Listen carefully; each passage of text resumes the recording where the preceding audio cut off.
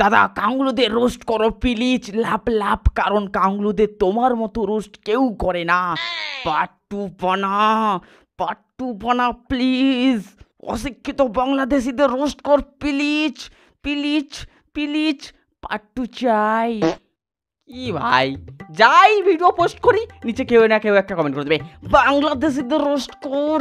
হ্যাঁ, সত্য ঘটনার জন্য কমেন্ট আসে ভাই। সবুরে মিয়া ফলে একটু ওয়েট করো ভাই। আর কি বলো তো, এইসব বাংলাদেশিদের নিয়ে কথা বলতে না আমার বিরক্ত লাগে।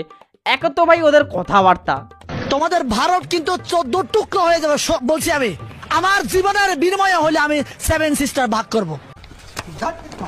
তো কি চলছে ভাই, আমি কিছু বুঝতেই পারছি না। সকালবেলা ঘুম ভাঙলে হয় বাস ভেঙে চুরে পড়ে আছে, না হয় ট্রেন অ্যাক্সিডেন্ট, সাইকেল মোটরসাইকেল তো আছে ভাই, এবার হয় প্লেন দুর্ঘটনা। ভাই মানুষের জীবনের কোনো গ্যারেন্টি নেই। এখন তো মনে হচ্ছে মানুষের জীবনের থেকে চায়না প্রোডাক্টের বেশি গ্যারেন্টি। আচ্ছা, তোমার মতে এই পৃথিবীর জঘন্যতম প্রাণী কোনটা?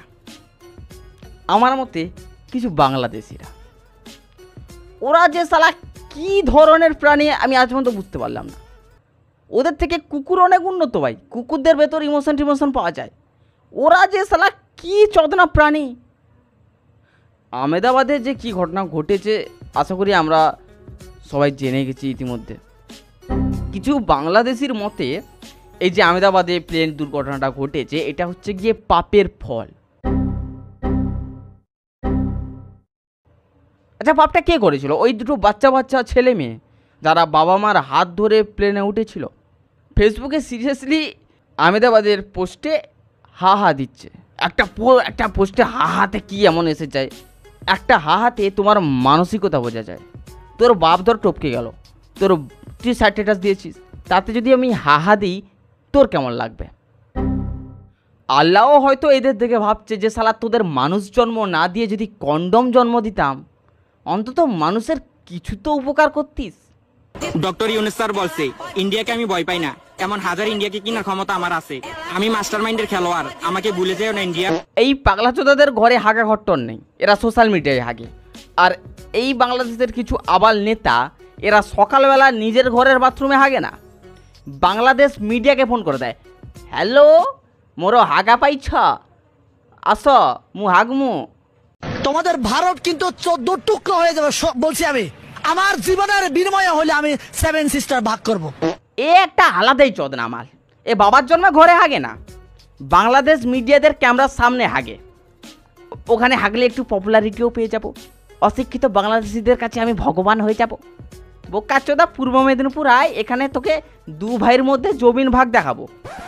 ওটা দেখার পর না ছাতি হাউস ফাউস করবে। চিকেন নেক কেটে নেবো, এটা কেটে নেবো, টুকরো হয়ে যাবে। বোকা চোদা, এখানে আয়, তোকে 2 ভাইয়ের মধ্যে জমিন ভাগ দেখাবো। ওটা দেখার পর আগামী 150 বছর আর এসব ভাগ টাক করা বা ছিনিয়ে নেবো, কেড়ে নেবো, এইসব স্বপ্ন আর রাতের বেলা আসবে না, ঠিক আছে? আর 150 বছর পর এমনিতেও তোদের বীর্য থেকে কুত্তা জন্ম হবে। হেই নরেন্দ্র মোদী, বিশ্বের মানচিত্র থেকে ইন্ডিয়া নামক শব্দটা মুছে দেওয়া হবে।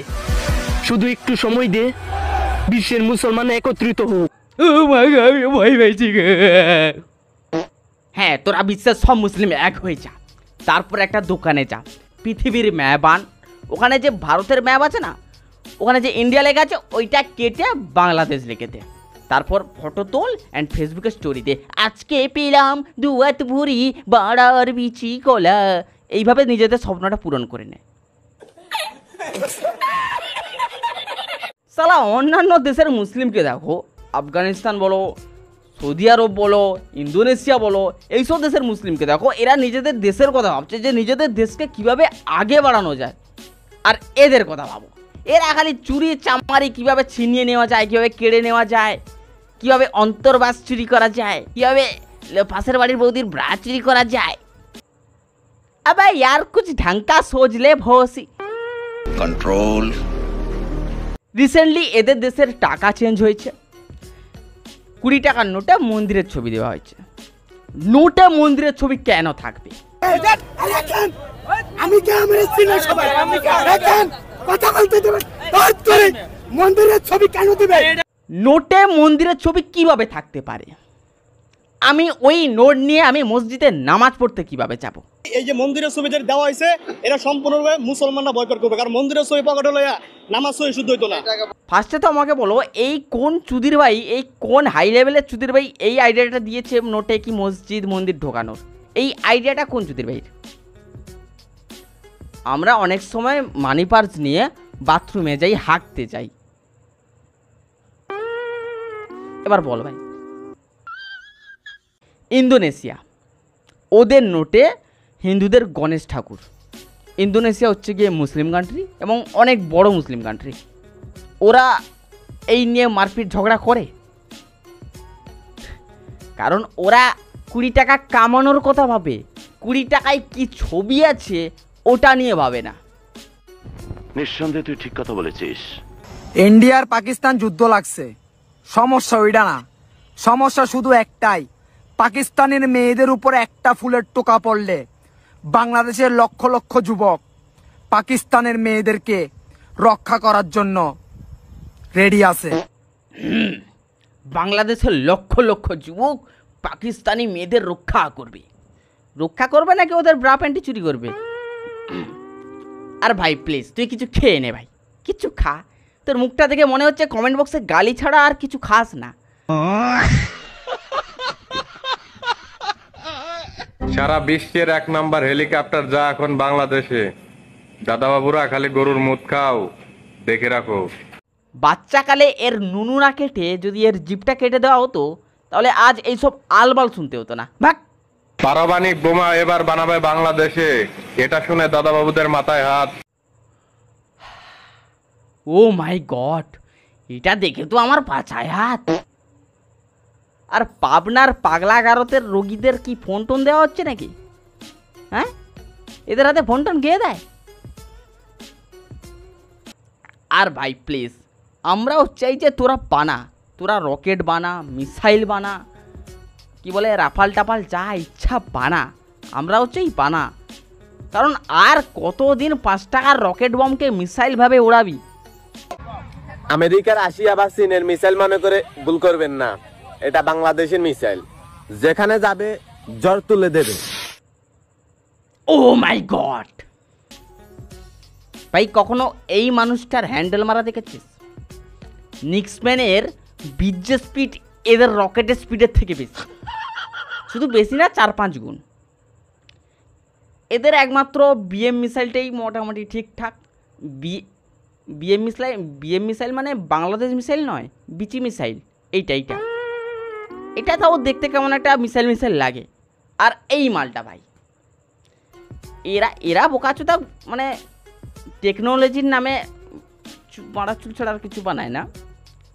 এরা শুধু রিলস বানায় যে আমাদের কাছে এইটা আছে, ওইটা আছে, ওইটা আছে। সারা বিশ্বের 1 নাম্বার হেলিকপ্টার যা এখন বাংলাদেশে। দাদাবাবুরা খালি গরুর মুখ খাও, দেখে রাখো। এদের হেলিকপ্টার হেঁটে হেঁটে যায়, রকেট গাড়ে ঢুকে যায়। বিশ্বের শক্তিশালী ড্রোন এখন বাংলাদেশে।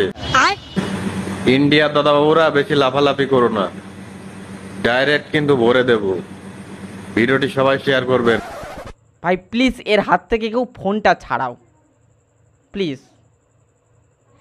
এই মালটা এ রাতে এইসব স্বপ্ন দেখে। ভারতের দাদাদেরকে বলতে চাই, পাকিস্তানের সাথে যুদ্ধ লাগলে বাংলার মুসলিম জনতা চুপ থাকবে না। হয়তো আমরা ফিলিস্তিনে যাইতে পারি না, কারণ ফিলিস্তিনে যাওয়ার আমাদের ভিসা ছিল না। ভিসা না ভাই, অকাত লাগে। দেখো, ভাগ্যিস যায়নি ভাই, এরা ভাগ্যিস যায়নি। যদি ওখানে যেত তাহলে ওখানে রড বালি ইটা, ওই যে ঘরটা যে ভেঙে আছে ওগুলো ঝেড়ে ভাই বিক্রি টিক্রি করতো। আবার এদের তো ব্রা চুরি টুরির আবার স্বভাব আছে। পাকিস্তানে যাইতে বাংলার মুসলিম জনতার ভিসা লাগে না। আবে যা না, ভিসা লাগে না তো যা না, যা। এখানে ফেসবুকে গাঁড় পেঁয়াজি কেন করছিস ভাই? এদের দেশের 60% মানুষ বাইরের দেশে মানে প্রবাসে পড়ে আছে, এই দেশের যাতে লোনটা শোধ হয়। আর এই দেশের জনগণ এই তো এরা গাঁড় পেঁয়াজি করছে। আবে ভাই, বাড়া চোষা ছাড়া আর কিছু একটা করে নে ভাই। এমনিতেই পাকিস্তান তোদের থেকে বেশি ডুবে আছে। খালি ফেসবুকে গাও গাও গাও গাও গাও গাও।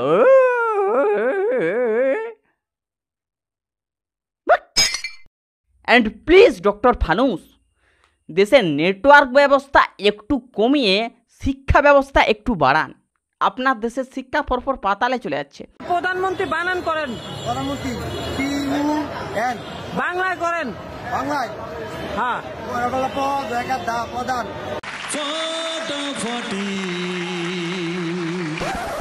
আমাদের সাথে মাত্র 5 মিনিট যুদ্ধ করার মতন ক্যাপাসিটি আপনাদের নয়। হ্যাঁ, এটা গ্যাসের ওষুধ খান। 5 মিনিট যুদ্ধ আমি পিসিআর কে গ্যাস টিমকে বলবো এটা গ্যাসের ওষুধ দিতে। একটা গ্যাসের ওষুধ খান, যান খাওয়া দেখুন ভাই। এর যে ডায়লগ গুলো ভাই, সিরিয়াসলি ভাই, এটা রোস্টিং চ্যানেল মরা, এটা নিউজ চ্যানেল নয়। দেখ, ভারত নাকি বাংলাদেশের সামনে 5 মিনিট টিকতে পারবে না, এটা তাদের একটা নেতা বলছে। বলছি নেতা বাবু, আপনার শীঘ্র পতন হয়ে যায় বলে থোড়ি আপনার সামনের মানুষটারও শীঘ্র পতন হয়ে যায়, এমনটা থোড়ি আমাদের ময়ূরদা টানা 48 ঘন্টা করতে পারে রোস্ট।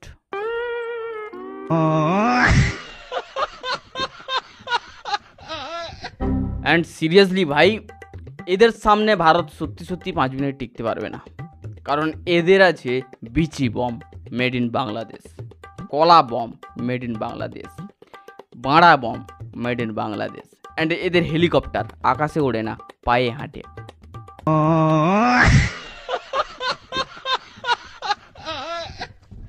তো ভাই সব মিলিয়ে এদের হারানো খুবই টাফ, কারণ এরা উচ্চমানের বোকাচোদা।